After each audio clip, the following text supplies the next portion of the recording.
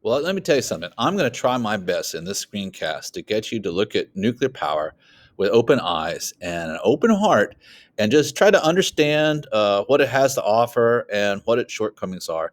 But I feel like our society has, for decades now, just outright dismissed nuclear power as something evil and bad and we don't want. And the reality is, it's probably got the most potential to save humanity from the economic crises that we face than anything else. But the problem is, most people just don't understand it very much. Now, it's fine to decide after this that you still are against it, but let me just go ahead and try to make a, a case basically for nuclear power. But I'm going to be honest about the pros and cons of it. Okay, let's just start about what it is. Okay, so nuclear power basically involves the conversion of nuclear potential energy into heat. It's always released as heat. And the idea is this, and I'm simplifying it quite a bit. Okay, I'm only going to talk about one form of nuclear energy release, which is called fission. And basically, what that means is if we take a large nucleus, like say a uranium here, uh, it has a lot of nuclear potential energy. But if you took this same uranium and broke it into two smaller chunks of matter, the same number, if you add up the total number of protons and neutrons, you'll see it's the same number. But arranged this way, there's a lot less nuclear potential energy than if you put it this way. Another way to think of it is, you were to take these two and try to push them together and make a bigger one, how much energy you would have to add to make that happen, that's how much is present there. Okay? The bottom line is, when a big nucleus breaks into smaller ones, those smaller ones have less nuclear potential energy overall. That leftover energy is going to get converted to heat. So here's an example of it. The process of taking a large nucleus, and let's just be straight up, for the record, we're almost always going to be talking about uranium. There are other isotopes that we could, and other elements that we could talk about, but for the most part, we're talking about an isotope of uranium called uranium-235. So here's the deal. I take a uranium-235, and I'm going to split it. And the way you do it is by hitting it with a neutron. The reason that is a nucleus has an overall positive charge. So you can't shoot a proton at it because it'd get pushed away. You could shoot an electron at it, but an electron has almost no mass, so it really wouldn't do anything to the nucleus. So the one thing that can cause a nucleus to change shape enough to split is a neutron. So when a neutron hits a large nucleus, that nucleus gets deformed.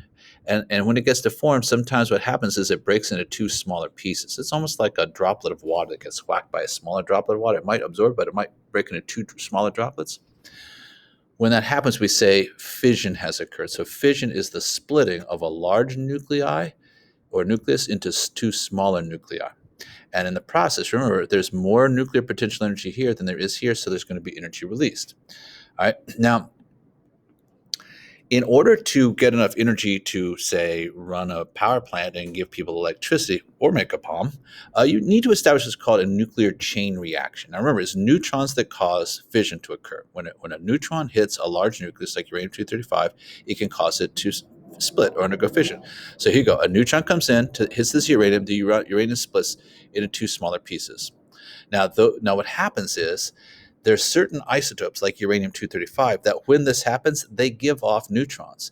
And those neutrons go off and hit other uranium atoms, causing them to split, which give off more neutrons, which hit more uraniums, which split into more smaller ones, releasing more neutrons, and so on. And each time there's a splitting event, energy gets released as heat, and we can use that heat to generate electricity. So a nuclear chain reaction is caused by a chain of one neutron hits a nucleus, causing more neutrons to be released, causing more uraniums to be split, causing more neutrons to be released, and so on. Now, there's not many isotopes that can do this. There's lots of isotopes you could split. A lot of the big isotopes can be split by neutrons, but there's only three that we know of. Of the 254 known isotopes in nature, there are three that'll do this. One was called uranium-233. That was uranium-235. That's the one we mostly use. And then there's plutonium-239. I'm sure you've heard of plutonium. What's special about these three isotopes is that they give off neutrons when they split. And since neutrons are what are necessary to cause fission, you can't have a chain reaction unless you have one of these three isotopes, because they're going to generate neutrons as they split. Now, all the commercial reactors that we use right now in the world I shouldn't say most of them, use uranium-235 as their fuel. Now, the thing is, though, in nature, only about 3 out of every 1,000 uranium atoms dug out of the ground are going to be uranium-235. So that's like basically a third of a percent. And it turns out that if you just try to make a nuclear reactor with that, it won't work. You just don't have a high enough probability of a neutron hitting the right kind of nucleus for it to work. So in order to make a nuclear chain reaction, we have to up the odds. We have to basically enrich the uranium with the isotope 235. In other words, we've got to find some way of increasing the proportion of 235 in our uranium sample. And we typically do that by using a centrifuge. So we heat it up into a molten or a gas form, actually, spin it in these very special centrifuges. And what happens is the heavier isotopes go to the bottom and the lighter ones stay on the top. And then we take those off. And over time, and we multiply this process again and again, we can enrich the uranium, increasing the percentage of uranium 235. Now, so this process, if you pay attention to the news, you'll hear about, like, say, Iran has a nuclear enrichment program. They have centrifuges, and they're like, hey, if we can get it enriched to about 3% from 0.3%, so 10 times more, proportionally more uranium-235, we can have a nuclear reactor. So nuclear reactors use what we call low enriched uranium, or LEU. So low enriched uranium means you're talking about between 5 and 3% uranium-235. The rest of it mostly being 238. Now the thing is, that's all you need for a reactor. And you know what? 3% uranium LEU, it cannot undergo a nuclear explosion. It simply cannot. There's not enough rate at which you can get the reaction to go to cause an explosion. You can just get hot. Okay, so if you're worried that there could be a nuclear explosion in a nuclear power plant, you're just mistaken. It cannot happen for two reasons. One, it requires what's called highly enriched uranium, or weapons grade uranium. We're talking like 85% enriched uranium. But what you've got in a nuclear power plant is like 3%. It is no more able to undergo a nuclear explosion than the laptop you're watching this on. So just please understand that cannot happen. Plus, two, it takes a lot of very special orchestrated, you have to have highly orchestrated timings of explosions, of conventional explosives. There's just a lot that goes into a nuclear weapon, and that's just not going to have a nuclear power plant. So people who are against nuclear power because they're afraid of nuclear explosions are horribly misinformed. Now, let's talk about what happens inside a nuclear reactor. Okay, so the sort of the working part of the important part of the reactor is called the reactor core. And in the core, we have nuclear fuel containing these long, narrow tubes called fuel rods. They contain the low enriched uranium fuel. And then you have things called control rods, which we'll get to in a second. And then you have what's called a moderator. All right, so let's talk about each of these in turn. The fuel rods contain the low enriched uranium, the 3% uranium that's going to undergo the fission process. Then we have what are called control rods. Now, control rods are how we're going to be able to control the reaction. So what's causing this reaction to occur is neutrons are hitting uranium nuclei, causing it to split and give off more neutrons. So if you want to control the reaction, what you got to control is the neutrons. And that's what a control rod does. It's basically made out of cadmium and other metals that are very good at absorbing neutrons. So by putting these control rods between the fuel rods, any neutrons that leave one fuel rod can't get to another fuel rod, so they can't trigger another fission event. Now, a moderator is something we also tend to put in there. Now, what a moderator does is it slows the neutrons down, making them more likely to cause uranium to split. So uranium-235, if it gets hit by fast neutrons, they just bounce off of it. But if they get hit by slower ones, it happens. So we often have to put in something that's going to, usually like graphite is a common one, or what's called heavy water. These are two things that can slow down the neutrons enough and moderate their speed so that they'll encourage the fission of our uranium in the fuel rods. So here's just like a diagram of it. So the idea is these orange things here, these are our uranium fuel rods. These brown ones are our control rods that are able to absorb neutrons. So if I lower these down into here, like here, a neutron here can't get across here, but a neutron here can. So what happens is I can have fissioning events happening here, but they're not going to happen here because they can't get from here to here. Right? That's it. If I drop these control rods all the way down, I can stop it totally. Now, so right now we have some exposure of fuel rod to fuel rod. The neutrons can pass from this one to this one and from here to here, from here to here. So there's going to be fission occurring, right? It's going to be generating heat. So what we want to do is we want to take that heat and do something with it. So we put a coolant through here. Most things we use are called light water reactors. So we're just basically putting high pressure water through here. It's picking up that heat energy and flowing out. Okay, so we're picking up the heat energy of the water and carrying it out of the core, and more heat is being generated all the time, so more water is coming in and getting heated up. So again, the idea is, in this case, the green are the control rods. When they're lowered, they stop the neutrons from flowing, and the reaction stops. When you lift the control rods up, the neutrons can go between the fuel rods, splitting the uranium atoms, and it generates heat. That's the basic idea of a nuclear reactor's core. Now, the moderator is just something that's designed to slow down. When uranium atoms split, they go up what are called fast neutrons. They're literally traveling at a high speed. And if I have them pass through a moderator, they slow down and they come out as a slow neutron, which is more likely to cause a fission. That's not really something we need to worry too much about. But it is worth noting, like in the Chernobyl accident, it was their moderator that was the problem. They're using a graphite moderator that caught on fire. It's kind of a problem. Okay. But anyway, here's a great diagram of a nuclear power plant. So here's my reactor core where all the fission is occurring. So here's my fuel rods. Here's my control rods that can be put in here. I have a water pump that puts in water here. It picks up heat, turns red in this diagram, comes out here through this tube here. And this tube comes down and comes back. So it's a closed cycle. And the reason we want this one to be closed is by moving through here, it is going to pick up some radioactivity. We'll talk about that in a minute. But then we have as a secondary water system here. Again, now this one's going to pump through. It's going to go here, and there's going to be heat conducted from this pipe to this water. So this water here never touches this water in here. It stays inside this pipe, but it heats up this water until it boils. And this water boils, makes high pressure steam, turns a turbine. We've talked about this before. All right. And then it has to be condensed back into liquid water. Otherwise, there wouldn't be a pressure difference. So that means we have to have yet another water system that's taking cool water from, say, a lake or a river, coming in here, picking up some of this excess heat, and then out to here. And when you see a nuclear power plant, you see what looks like smoke coming out. It's not smoke, it's just steam. And that's true for all power plants, including nuclear. Now, one thing I was also worth noting is that it's important in nuclear power plant. In nuclear power plant, we have this big concrete dome that we don't have this on coal-fired power plants, okay? And that's what's called a containment structure. And the whole idea is if something goes horribly wrong, which it can, we want to contain it so that we're not releasing dangerous radioactivity out into the environment. All right, now let's keep going here. So the worst problem that can happen in a nuclear reactor is called a meltdown. And literally what it means is the core melts and it ruptures because the core itself melts. So in a meltdown, usually what happens is there's some disruption of the flow of water that's supposed to cool it off. So for something happens and the water no longer flows through it, so the temperature gets high very quickly. And it gets so high that our control rods melt and we can no longer insert them between the fuel rods. So the fuel rods just get really hot, so hot that they melt. And then we have this liquid puddle of melted control rods and fuel rods that's so hot it goes right through this containment structure. And there you see it spilling out onto the floor of the reactor, which is why we need a containment structure. And then when that happens, there's going to be a steam explosion because there's all this high pressure water inside the reactor core. It's a mess. It's not a nuclear explosion, but it's a mess. But it's a mess that's contained within this big concrete dome. So it's a contained mess. And here's just another example trying to show you how a meltdown would work. If something goes wrong with our cooling system here, like here, this pump shuts down.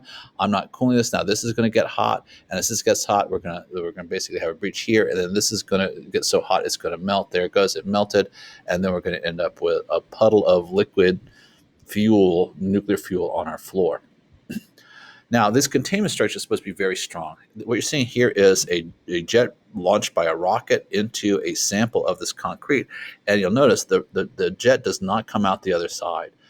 So let's just watch this happen again. The reason I'm showing this is how thick the concrete is. And it's a very specially reinforced concrete. You could literally fly a jet into it and you will not breach the concrete of these structures. Now, that makes them very expensive to build, but it also makes them a lot safer than most people give them credit for.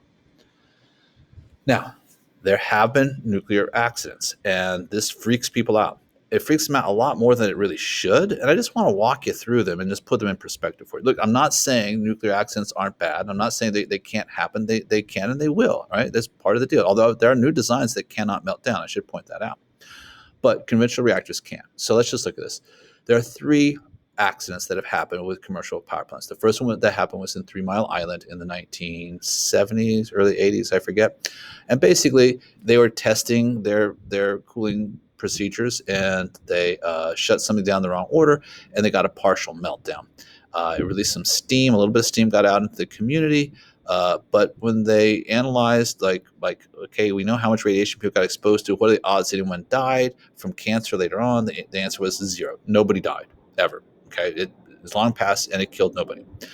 The worst one that ever happened was Chernobyl. I think that was in the Ukraine, if I'm correct. Now, Chernobyl, basically, they didn't have a containment structure. The Russians, with the Soviet Union at the time, was like, hey, it costs a lot of money. We're just not going to spend it, right?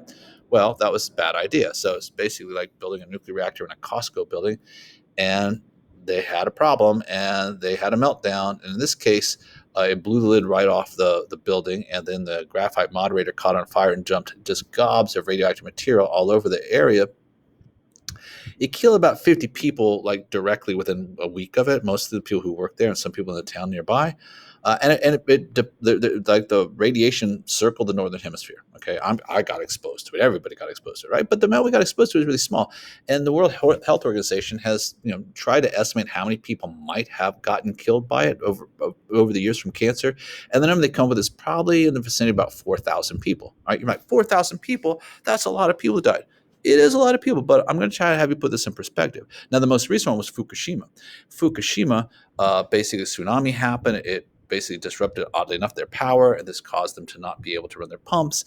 And then they got this meltdown, and then the water inside there decomposed and made this big bubbles of hydrogen, which then ignited. So there was like a hydrogen explosion, not a nuclear explosion, but that did breach the containment structure and released nuclear material into the atmosphere. Some of it got into the water. You probably heard people still talking about it, right? Here's the thing. You get exposed to radiation every day of your life. If there was never even nuclear power, you still get exposed to radiation. It's part of nature. It's the question of how much more do you get exposed to.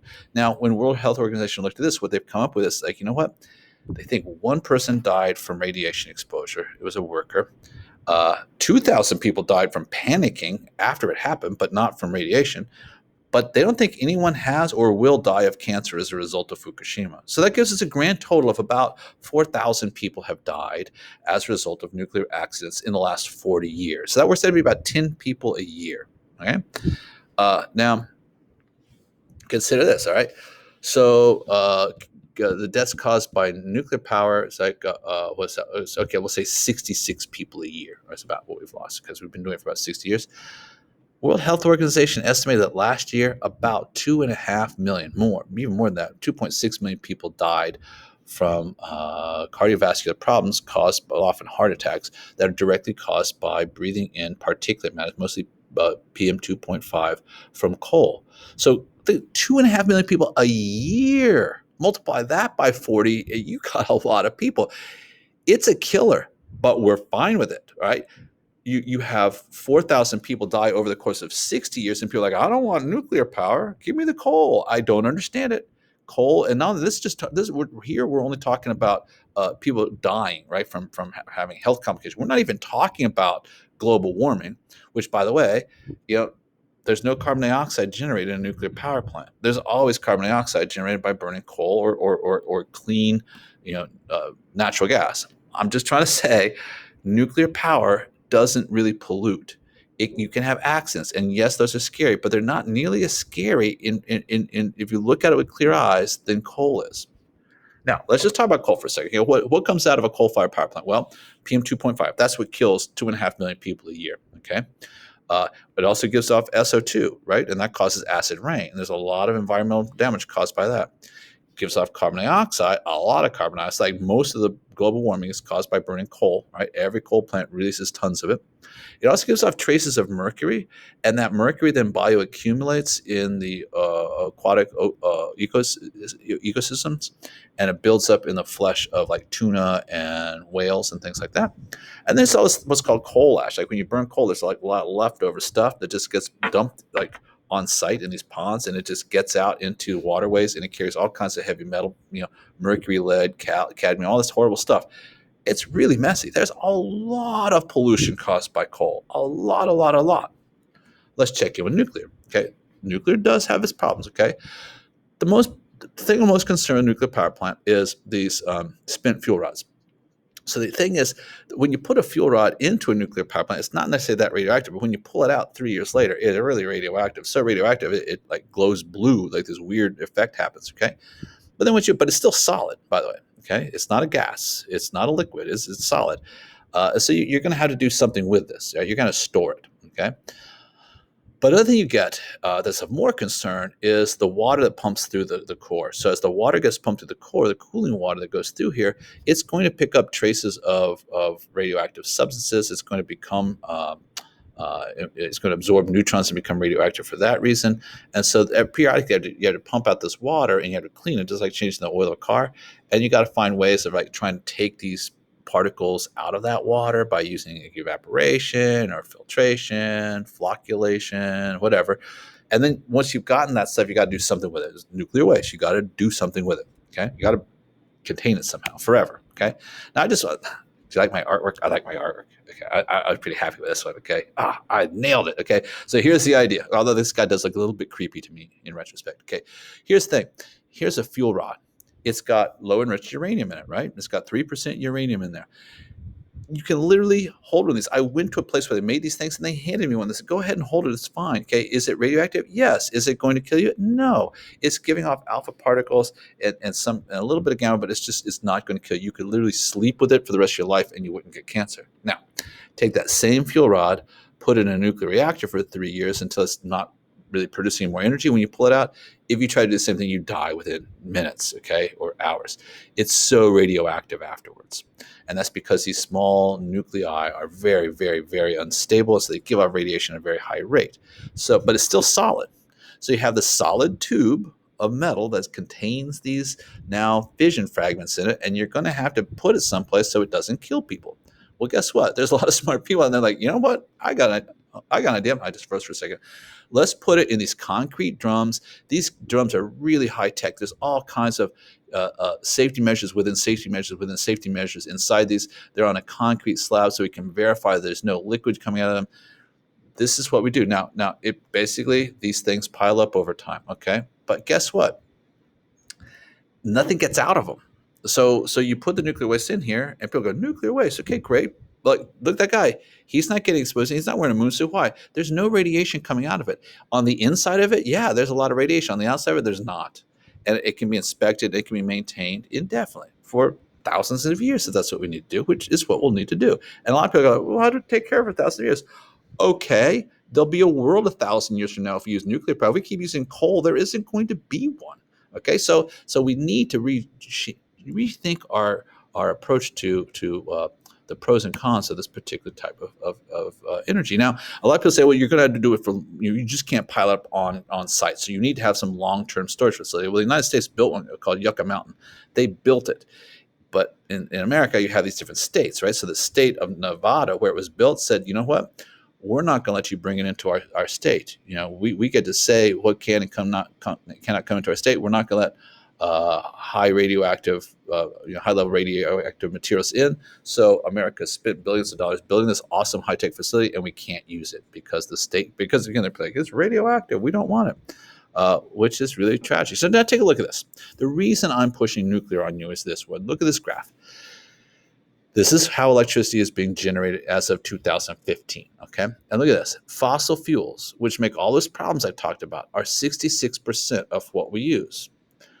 Hydropower is 16. We really can't get much more than that, okay? Nuclear power is about 11%.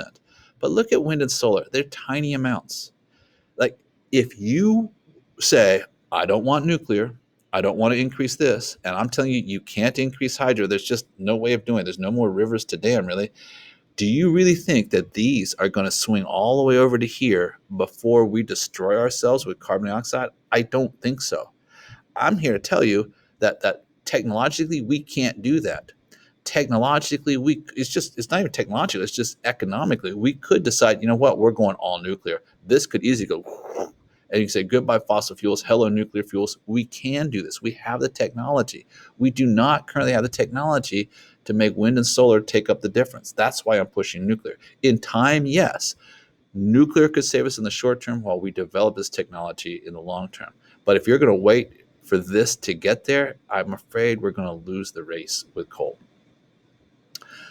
That said, coal may lose the race on its own because it's a non-renewable resource, which means, once you use it, it's gone. Well, different people are going with different trajectories, but look at most trajectories based on how rapidly we end up using it and how much more we find. there's a lot of organizations out there who make a point of trying to calculate these things. Very few of them have it lasting more than 100 years. Most of them have it last significantly less than 100 years, about 80 years, or 70 years, 50 years. We're going to run out of coal. And if we run out of coal, we're going to run out of electricity. If we run out of electricity, we run out of civilization, and God knows what happens then. We've got to start making some plans for what to do. All right. I'm glad coal's running out because it's terrible stuff. But what are we going to use instead? I would like us to use nuclear. Now, a couple things. Nuclear power, the way it's currently used, is a non-renewable resource, meaning we'll run out of uranium too, just like we run out of coal. All right. But there are technologies that we have already are proven, they just haven't been scaled up. And these ones here could absolutely save the world. Okay, they literally could make us so we don't have to worry about energy anymore. One of them is called a breeder reactor. Now, a breeder reactor, technically a fast breeder reactor, what it does is it takes isotopes that are not uranium-235, because there's not a lot of uranium-235 out there, but it is designed so that the neutrons that are being released by fission, instead of just being absorbed by control rods, they're actually being used to split other nuclei that have a lot of energy in them, but they don't release their own neutrons. And it turns other isotopes into uranium and into plutonium, which can then be used. So it's kind of like using gas in your car, and in the process of doing it, you end up turning something else into gasoline. So it seems too good to be true, but it really works. And it's just, the physics is there. You can just turn things that are not uranium-235 or plutonium-239, you can turn them into it through this process. And you can also extract energy from isotopes that currently we don't extract energy from, that are present in much higher abundance. And then finally, there's this one here. Newest technology, just very recent, mostly from MIT, has shown that it is possible to extract uranium-235 from seawater. Significant amounts of it. It's extracted using these nanofiber, like spaghetti-like noodly things that they dangle in the ocean. And if they've calculated what is the rate at which uranium-235 comes into the ocean, and what is the rate that humans could possibly use it, what we find is this: the rate at which humans would ever use it. If we're at carrying capacity for the planet, the rate at which we're using it is less than the rate at which it comes into the ocean, meaning it would be a new renewable resource. It would last us until the end of time. Uranium. All right. So I'm going to rest my case here. I'm just going to say, look, here, the deal is nuclear power could save us, and coal is killing us. So I'll let you decide how you want to move forward with this issue. Okay. Thanks for listening. Sorry it was a long one. I get all worked up about this one. Take care.